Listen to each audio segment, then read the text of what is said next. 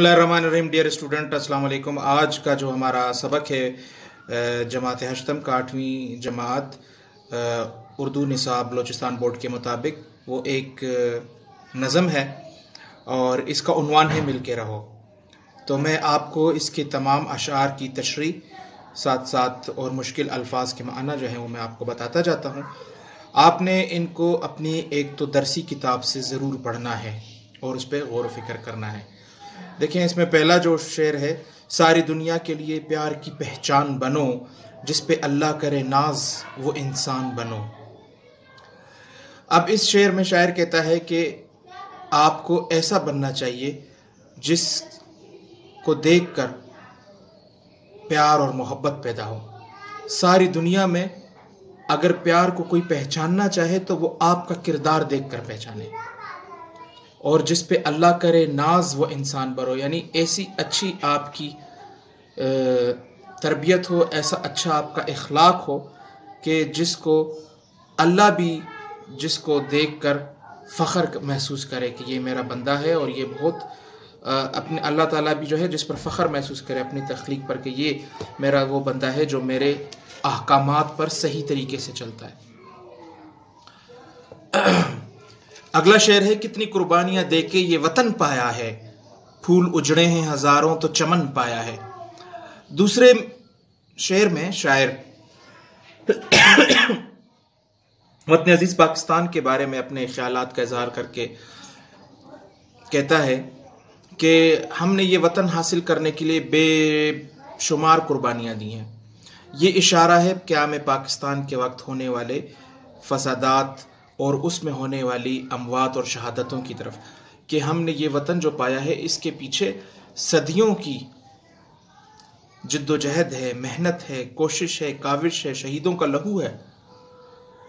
फूल उजड़े हैं हजारों तो चमन पाया है। दूसरा मिसरा काबिल गौर है कि बहुत सारे ऐसे खूबसूरत इंसान इस दुनिया से चले गए, अपना खून जिन्होंने दिया, इसकी बुनियादों में अपना खून जिन्होंने डाला और उसकी बुनियादों पर, उसी खून की बुनियादों से वतन तामीर हुआ है। ये चमन, ये वतन हमें मिला है।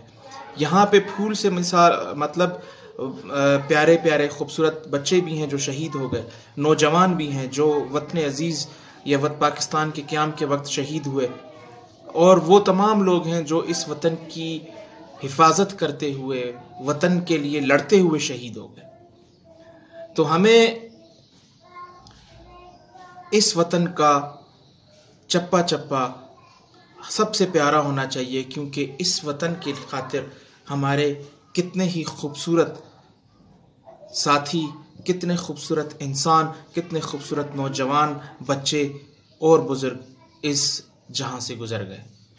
अगला शेर है, ये चमन अपने ही हाथों से न बर्बाद करो, इसमें शामिल है शहीदों का लहू याद करो। ये चमन से मुराद है कि ये वतन, इस वतन की बात की जा रही है कि ये वतन अजीज पाकिस्तान है, इसको खराब ना करें, इसको बर्बाद ना करें, इसकी जड़ें ना काटें। देखें, इसकी जड़ें कैसे काटी जाती हैं, जब हम ज़ुबान की बुनियाद पर, जब हम इलाके की बुनियाद पर, जब हम मज़हब की बुनियाद पर नफ़रत फैलाते हैं, तो इससे ये हमारा वतन ख़राब होता है। इस वतन की जो खूबसूरती है वो उसमें बिगाड़ पैदा होता है, उसमें कमज़ोरी पैदा होती है। हमारे दुश्मनों को मौका मिलता है कि वो हमें मज़हब की बुनियाद पर, ज़ुबान की बुनियाद पर, नस्लों की बुनियाद पर, इलाके की बुनियाद पर लड़ाए, और इससे ये वतन कमज़ोर हो ताकि उनके मज़मूम मकासद हासिल हों।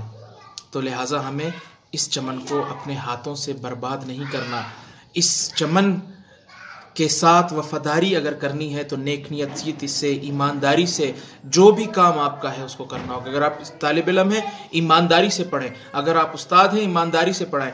अगर आपको जो भी घर वाले काम कहते हैं, आप वो काम ईमानदारी से करें, एतमाद से करें, मुकम्मल दयानतदारी से करें, तो ये वतन हमारा आगे बढ़ेगा। दूसरा इसका मिसरा है कि इसमें शामिल है शहीदों का लहू याद करो, और ये हमें नहीं भूलना चाहिए कि ये वतन बहुत सारी बेशुमार बेशबहा कुर्बानियों के बाद हासिल हुआ है। इसकी बुनियादों में शहीदों का लहू है। हमें ये नहीं भूलना चाहिए कि हमारे आबा व अजदाद ने अंग्रेज़ों के ख़िलाफ़ जिस तरीके से जद्दोजहद की اور اس کے بعد انگریزوں کو یہاں سے جانا پڑا اور یہ وطن حاصل ہوا. اسی طرح ہمارے آباء و اجداد نے ہندوؤں سکھوں کے مظالم برداشت کیے، جس کے بعد یہ وطن ہمیں حاصل ہوا. تو ہمیں بالکل نہیں بھولنا چاہیے کہ اس کی بنیادوں میں شہیدوں کا لہو ہے، لہٰذا اس سے غداری ان شہیدوں کے لہو سے غداری ہے. اگلا شعر ہے، تم جو آپس میں لڑو گے تو بکھر جاؤ گے، ملک ہی جب نہ رہے گا تو کدھر جاؤ گے. یعنی شاعر یہ کہنا چاہتا ہے کہ اگر ہم آپس میں لڑیں گے، علاقے کی بنیاد پر لڑیں گے، زبان کی بنیاد پر لڑیں گے، فرقہ کی بنیاد پر لڑیں گے، مذہب کی بنیاد پر لڑیں گے، رنگ و نسل کی بنیاد پر لڑیں گے، تو ہم بکھر جائیں گے، ہمارے ٹکڑے ٹکڑے ہو جائیں گے. اس ملک میں 200 زبانیں بولنے والے یا 100 زبان بولنے والے لوگ رہتے ہیں. اس ملک میں سینکڑوں قبیلوں کے لوگ رہتے ہیں. اس ملک میں درجنوں مختلف مذہبی نظریات رکھنے والے لوگ رہتے ہیں. اگر یعنی جب ہم لڑ کر آپس میں چھوٹے چھوٹے گروہ میں تبدیل ہو جائیں گے تو ہماری کوئی حیثیت نہیں رہے گی، ہماری قوت ختم ہو جائے گی. اور دوسرا مصرع ہے کہ ملک ہی جب نہ رہے گا تو کدھر جاؤ گے. اور پھر یقیناً ہمارے دشمنوں کو موقع ملے گا کہ اس ملک کے حصے بکھرے کر دیں. تو جب یہ ملک ہی نہ رہے گا تو پھر ہم کہاں جائیں گے، ہمارا کیا مقدر ہوگا. خدا نخواستہ اگر اس ملک پر دشمن قابض ہو جاتے ہیں تو پھر بہت خون خرابہ ہوگا، بہت بڑی تباہی ہوگی، بہت زیادہ قتل و غارت ہوگی اور کوئی نہیں بچے گا. اگلا شعر ہے، قوم ملت کی نہ رسوائی کا سامان بنو، ساری دنیا کے لیے پیار کی پہچان بنو. یعنی ہمیں ایسا انسان بننا ہے جو اپنی قوم، اپنی ملت کہتے ہیں ایک بڑے گروہ کو، اور اس کی عزت افزائی کا باعث ہو، نہ کہ اس کی رسوائی کا باعث ہو. نہ کہ اس کو دیکھ کے کوئی کہ یہ پاکستانی ہے، اس کا تعلق پاکستان سے ہے، بلکہ لوگ اس کو دیکھ کر فخر کریں کہ یہ شخص ہے جو پاکستان سے ہے، یہ شخص ہے جس کا تعلق ایک ایسے ملک سے جو دنیا کا ترقی یافتہ ملک ہے. لہٰذا ہمیں اپنے عمل سے، اپنے طرز عمل، اپنے طریقہ کار سے، اپنی صلاحیتوں سے، اپنے برتاؤ سے لوگوں کو یہ احساس دلانا ہوگا کہ ہم دنیا کے سب سے اچھے لوگ ہیں، سب سے اچھے انسان ہیں، سب سے محنت کرنے والے لوگ ہیں. ساری دنیا کے لیے پیار کی پہچان بنو، اور ساری دنیا میں ہمارا جو محبت کا پیغام ہے وہ پہنچنا چاہیے. ساری دنیا کے ایک ایک شخص تک یہ بات پہنچ جائے کہ پاکستان میں رہنے والے لوگ محبت کرنے والے ہیں، پاکستان میں رہنے والے لوگ دلوں کو جوڑنے والے ہیں، دلوں کو توڑنے والے نہیں، آپس میں لڑنے والے نہیں، ایک دوسرے کا ساتھ ہاتھ مضبوط کرنے والے لوگ ہیں. اگلا شعر جو ہے یہ بھی ایک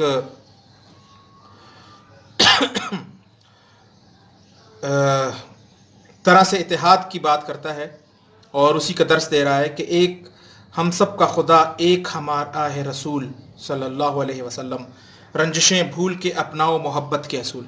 یعنی چونکہ پاکستان میں رہنے والے لوگوں کی اکثریت مسلمان ہے تو ہمارا سب کا خدا ایک ہی ہے اور ہمارا رسول صلی اللہ علیہ وسلم بھی ایک ہی ہے. تو ہم پھر کس بنیاد پر لڑیں؟ جو ہم میں مشترکات ہیں، جو ہم میں چیزیں مشترک ہیں، ہم ان پر کیوں نہیں اکٹھے ہوتے؟ ہمیں تو آپس میں اتحاد کا مظاہرہ کرنا چاہیے، کیونکہ ہمارا اللہ اور رسول تو ایک ہی ہیں، ایک ہی سب کا نبی، اللہ بھی، قرآن بھی ایک، حرم پاک بھی، کعبہ بھی، ایمان بھی ایک. فرقہ بندی ہے کہیں اور کہیں ذاتیں ہیں، کیا زمانے میں پنپنے کی یہی باتیں ہیں، کچھ بڑی بات ہی ہوتے جو مسلمان بھی ایک. یہ علامہ اقبال کے کچھ اشعار ہیں. یعنی ہمیں اتحاد کا مظاہرہ کرنا چاہیے اور کوئی ایسا کام نہیں کرنا چاہیے جس سے اس چیز پر حرف آئے کہ مسلمان تو آپس میں خود ہی لڑتے رہتے ہیں. یہ ہمارے کو کیا پیغام دیں گے اسلام کا؟ رنجشیں بھول کے اپناؤ محبت کے اصول. جو آپس کی رنجشیں ہیں ان کو بھلا کر، ان کو مٹا کر، ان کو حل کر کے ہمیں محبت کے اصول کو اپنانا چاہیے، محبتوں کو، نفرتوں کو دور کرنا چاہیے تاکہ ہم آپس میں مل جل کر رہ سکیں. اور اس طریقے سے اتحاد اور اتفاق ہم میں اتنا ہو کہ دشمن ہماری طرف میلی آنکھ اٹھا کر دیکھنے کی بھی ہمت نہ کرے. ایک اور شعر ہے، اگلا شعر جو ہے، ایک ہی باغ کے پھولوں کی طرح کھل کے رہو، ایک تسبیح کے دانوں کی طرح مل کے رہو. تو ہمیں اس طریقے سے رہنا ہے جیسے ایک ہی باغ میں بہت سارے پھول ہوتے ہیں، ہر پھول کا رنگ مختلف ہوتا ہے، خوشبو مختلف ہوتی ہے، پودا مختلف ہوتا ہے، پتے مختلف ہوتے ہیں، لیکن وہ مل کر رہتے ہیں، تو اس سے باغ کی خوبصورتی میں اضافہ ہوتا ہے۔ اسی طرح ہمیں چاہیے کہ ہم مختلف قومیتوں کے، مختلف زبان بولنے والے لوگ ہیں، مختلف رنگ و نسل کے لوگ ہیں، مختلف علاقوں میں رہنے والے لوگ ہیں، لیکن ہمیں مل کر رہنا چاہیے۔ کس طرح مل کے؟ جیسے ایک تسبیح ہوتی ہے، اس کے سارے دانے ملے ہوئے ہوتے ہیں، ایک تسبیح کے دانوں کی طرح مل کے ہمیں رہنا چاہیے، کہ جس طرح یہ سارے دانے ایک دھاگے سے جڑے ہوئے ہیں، اس میں پروئے ہوئے ہیں، اور اگر اس دھاگے کو توڑ دیا جائے تو یہ پارا پارا ہو کر بکھر جائیں گے۔ تو ہمیں مل کر رہنا چاہیے، ہمیں ایک ساتھ رہنا چاہیے، تاکہ ہم میں اتحاد پیدا ہو، لوگ اور ہمارا جو دشمن ہے وہ ہم کو دیکھ کر اس پر لرزہ طاری ہو جائے۔ اچھا، ایک اگلا شعر ہے، ایک ہو جاؤ تو فولاد کی طاقت ہو تم، ساری دنیا کے لیے شمع ہدایت ہو تم۔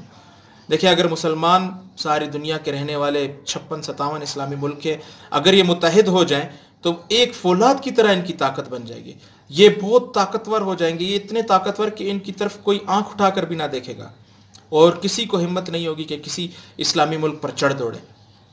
تو وہ کب اچیو ہوگا، وہ کب حاصل ہوگا؟ جب ہم ایک ہو جائیں گے۔ ساری دنیا کے لیے شمع ہدایت ہو تم، اور اسلام کا پیغام جو ہے یہ تو ساری دنیا کے لیے، سارے عالموں کے لیے یہ شمع ہدایت ہے، ایک ہدایت کی روشنی ہے، ہدایت کا چراغ ہے، ہدایت کی شمع ہے، موم بتی ہے، جس سے ہر طرف ہدایت کی روشنی پھیلتی ہے۔ لیکن اس کے لیے ہمیں کیا اتحاد کا مظاہرہ کرنا پڑے گا۔ آخری شعر ہے، اپنے آبا کی طرح صاحب ایمان بنو۔ آبا کہتے ہیں آبا و اجداد، بزرگ، اپنے بزرگوں کی طرح ہمیں اس طرح رہنا ہے جیسے وہ صاحب ایمان تھے، جس طرح ان کا ایمان مضبوط تھا۔